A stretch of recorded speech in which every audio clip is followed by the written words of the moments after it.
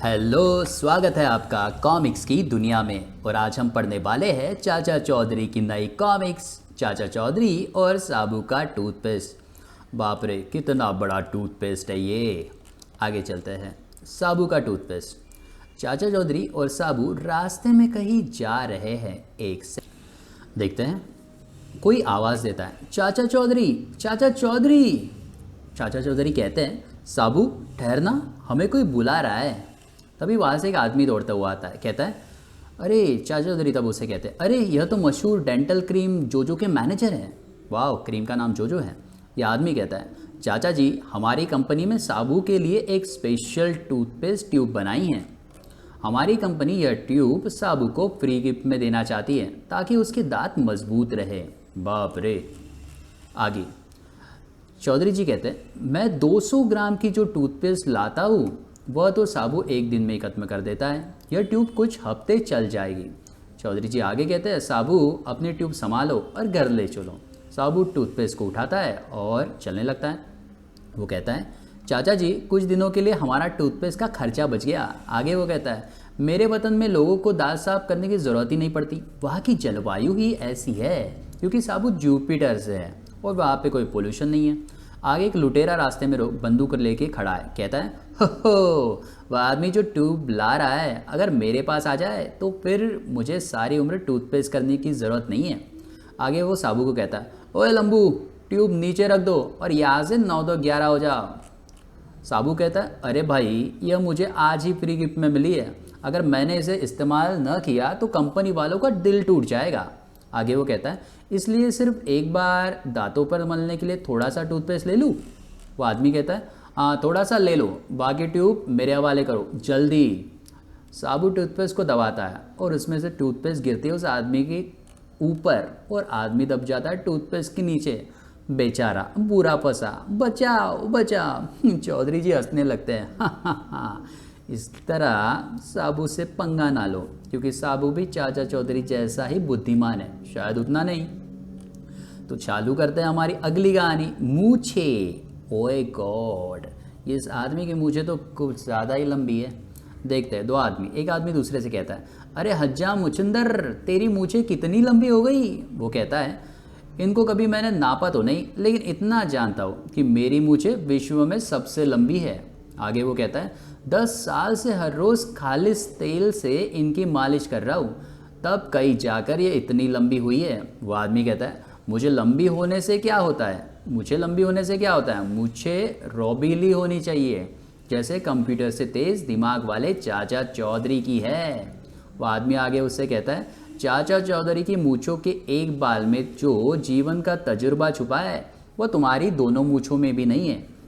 वो आदमी को शायद बुरा लगता है। वो कहता है, यह बात है, तो मैंने चाचा चौधरी की मूछें जड़ से साफ न कर दी तो मुचुंदर हज्जाम न कहना। आगे वो रास्ते में सोचता है, मैं चाचा चौधरी की शेव करने के बहाने उसकी मूछों पर ही उस तरह मार दूंगा। आगे वो कहता, चाचा चौधरी कहता है उससे, क्योंकि वो उनके घर पहुंचता है, कहो मुचुंदर, कैसे आना हुआ। वो कहता है, चाचा जी, दिल की तमन्ना पूरी करने चला आया। आगे वो कहता है, मैंने बड़े बड़े मिनिस्टरों और फिल्म स्टारों की हजामत बनाई है, मेरी इच्छा है कि कंप्यूटर से तेज़ दिमाग वाले चाचा चौधरी की भी हजामत बनाऊँ। चौधरी जी कहते हैं, भाई मेरे सिर पर बाल है नहीं, हाँ तुम मेरी शेव बना सकते हो। वो चाचा चौधरी की शेव बनाना स्टार्ट करता है। वो कहता है, मैं कितना भाग्यशाली हूँ जो आपकी शेव बनाने का मौका मिला। आगे वो कहता है, बस यही मौका है, उस तरह के एक ही हाथ से इसकी दोनों मूछें साफ। तभी फ़ोन बजता है, ट्रिंग ट्रिंग। तभी ओह टेलीफोन। वो क्या सोचता है, जब तक चाचा चौधरी टेलीफोन सुनता है, क्यों ना मैं इस तेल से अपनी मूछों को मालिश कर दूँ। आगे वो हाथ पे तेल लेता है और तेल खालिश लगता है। अरे ये क्या कर रहे हो, चाची उससे पूछती है। वो कहता है, चाची मूछों पर तेल की मालिश कर रहा हूँ। चाची कहते हैं, मूर्ख, ये तेल नहीं, बाल सफा लोशन था जिससे बाल पूरे साफ हो जाते हैं, और इसकी दोनों मूछें गायब।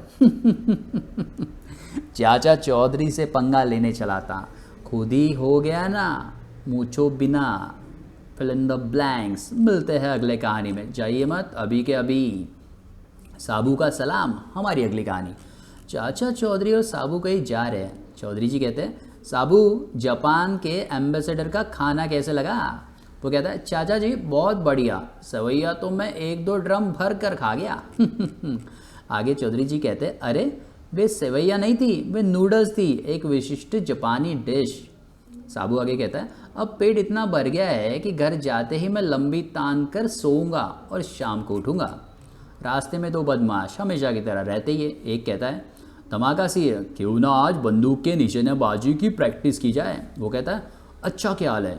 वो आगे कहता है, वो सामने निशाने भी आ रहे हैं, अगर वे हमारे सामने भूखे नहीं तो गोलियों से भून दो। झुके नहीं तो गोलियों से भून दो। आगे वो कहता है, मुझे और मेरे सरदार गोबर सिंह को सलाम करो, नहीं तो। चौधरी जी कहते हैं, धमाका सी, पहले मेरी सलामी कबूल करोगे या साबू की? वो कहता है, पहले साबू की ही सही। चौधरी जी कहते हैं, साबू धमाका सिंह को जुपिटर स्टाइल में सलामी दो। साबू जुपिटर का वासी है, आप तो जानते हो, और इसकी सलामी ऐसी है। साबू एक टांग मारता है वो धमाका सिंह को और धमाका उड़ जाता है। यह राम मेरा सलाम, तुसी ग्रेट हो। और आगे साबू कहता है, वो पहले बदमाश कहता, नालायक, तूने मेरे साथी को किक मारी, मैं तुम्हें गोलियों से भून दूंगा। तभी उसका साथी उसके ऊपर आ गिरता है, चलाओ गोली। और उसके नीचे वो दब जाता है। इस तरह धमाका सिंह का धमाका तो ख़त्म हो गया। ऐसी सलामी मैंने ज़िंदगी में पहली बार ली है। बेचारे दोनों, पंगा लिया था तुमने चाचा जी के साथ। अगली कहानी है चेयरमैन। आप यही है ना, देखते हैं। साबू चाचा चौधरी से कुछ कहता है, चाचा जी जरा बाजार घूमने जा रहा हूँ। चाचा जी कहते हैं, जाओ, लेकिन याद रखना कि आज 1 अप्रैल है, कोई बेवकूफ़ न बना दे। वो कहता है, वाह, आप बेफिक्र रहो चाचा जी, मुझे कोई बेवकूफ़ नहीं बना सकता। रास्ते में 2 आदमी खड़े हैं, हाथ में एक बड़ा बॉक्स है, देखते क्या है। और साबू चल देता है बाजार में एक जगह। संपत और चंपत उसे देख लेते हैं। संपत कहता है चंपत से, चंपत वह देखो लंबू चाह रहा है, आओ उसे अप्रैल फूल बनाए। तो दूसरा कहता है, वाह बड़ा मज़ा आएगा। वो साबू को कहता है, अरे साबू ये लो, हम तुम्हारे लिए पैकेट लाए हैं, इसमें तुम्हारे लिए फूल है। साबू वो पैकेट लेता है। अच्छा, वाह चंपत, आओ लाओ इधर लाओ। साबू से देखता है, अप्रैल फूल। पैकेट खोलने पर उसमें एक बड़ा सा कागज़ निकलता है। अरे तुमने तो मुझे अप्रैल फूल बना दिया। वो दोनों हंसने लगते हैं। हाँ, हमने तुम्हें यह तो नहीं कहा था कि इस डिब्बे में गुलाब के फूल है। आगे साबू घर वापस आता है। साबू दुखी होकर चाचा चौधरी के पास लौट आता है। चाचा चौधरी से कहता है, संपत चंपत ने मुझे अप्रैल फूल बना दिया। चाचा जी कहते हैं, मैंने पहले ही कहा था कि होशियार रहना। अभी चाचा चौधरी और साबू साथ में जाएंगे शायद। चौधरी जी कहते हैं, जा तू शहर के सारे गधे इकट्ठे करके सभा मैदान में पहुंच, तब तक मैं संपत चंपत से निपटता हूँ। ठीक है चाचा जी। तभी रास्ते में चाचा और चौधरी और संपत चंपत के पास पहुंचता है। चाचा जी कहते हैं, अरे संपत, तुम्हारे लिए खुशखबरी लाया हूँ। आज सभा मैदान में एक बहुत बड़ा सम्मेलन हो रहा है जिसका तुझे प्रेसिडेंट चुना गया है। वो कहता है, अच्छा चाचा जी। तो दूसरा कहता है, और मुझे सम्मेलन में कुछ नहीं बनाया जाएगा? चौधरी जी कहते हैं, अरे चंपत, तुझे शहंशाह का खिताब दिया जाएगा। वो कहता है, सच? यह तो बहुत अच्छी बात है। सभी लोग वहाँ पहुँचते, सभी गधे बेवकूफ़ लोग, और संपत चंपत छाती तान कर सारे शहर में घूमते हैं। तभी रास्ते में, देखो तुम लोग हमारी कदर नहीं करते, आज शाम होने वाले सम्मेलन का मुझे प्रेसिडेंट चुना गया है। तो दूसरा कहता है, और मुझे शहंशाह का खिताब दिया जाएगा। शाम को सम्मेलन का समय हो गया, अब हमें सभा मैदान में पहुंचना चाहिए। सभा मैदान में चाचा चौधरी उनका स्वागत करते हैं, कहते हैं, आइए प्रेसिडेंट साहब, स्टेज पर अपनी कुर्सी संभालिए। वो कहता है, धन्यवाद। यह सम्मेलन है किसका? चाचा चौधरी कहते हैं, मूर्ख सम्मेलन, मूर्खों का। वह देखिए, ये मूर्ख सम्मेलन है, आप मूर्खों के प्रेसिडेंट हैं, और मेरा खिताब? मारे गए, यह लीजिए अपना खिताब। आप आज से बेवकूफ़े के शहंशाह है, बेवकूफ़ों का शहंशाह। उसे किताब मिला और गधेवा आके ढैचू ढैचू करने लगते हैं। बाप रे, हम बन गए अप्रैल फूल। चाचा जी कहते हैं, वह देखो इस अवसर पर कितनी खुशियाँ मनाई जा रही है। गधे चिल्ला रहे, डैचू डैचू। चलो चलते हैं अगले कहानी पर। अगली कहानी है पांडवों का कुआं। यहाँ पे हमेशा की तरह धमाका सिंह और उसका दोस्त कहते हैं, धमाका सिंह देखो हजारों साल पुराना गड्ढा, कहते हैं इसे पांडवों ने खोदा था। धमाका सिंह कहता है, रोकड़ पीछे हट जाओ, इसमें गिर पड़ा बाहर निकलना मुश्किल हो जाएगा। तो रोकड़ कहता है, क्यों ना हम इसमें चाचा चौधरी और साबू को गिरा दे। धमाका सिंह कहता है, अच्छा आइडिया है रोकड़।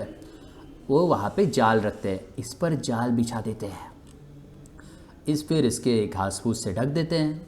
और इधर चाचा चौधरी साबू, चाचा जी कुछ कहते हैं, साबू चलते चलते तुम्हें भूख लग आई होगी, देखते हैं आगे कुछ खाने को मिले। वो आगे बढ़ते हैं, रास्ते में वो फल लेके खड़ा हुआ है और वो कहता है चौधरी से, चाचा चौधरी तुम्हारे लिए सेब लाए हैं, आओ खा लो सेब। चौधरी जी आगे बढ़ते हैं, साबू आओ सेब खाए, और गड्ढे में गिर जाते हैं। दोनों गड्ढे में गिर गए, यहाँ से 9-2-11 हो चलो। तभी चाचा जी यह रोकड़ की साजिश थी। चाचा जी कहते हैं, साबू फिक्र न करो, हम अभी बाहर निकलते हैं, चल मेरी पगड़ी दिखा। कमाल। चाचा जी अपनी पगड़ी का पंदा बनाते हैं और उस पत्थर से अटका देते हैं और साबू बाहर निकलता है। चाचा जी पीछे पीछे आ जाओ। दोनों बाहर आ गए। वो धमाका से रोकड़ से कहता है, अरे रोकड़, चाचा चौधरी और साबू तो बाहर निकल आए।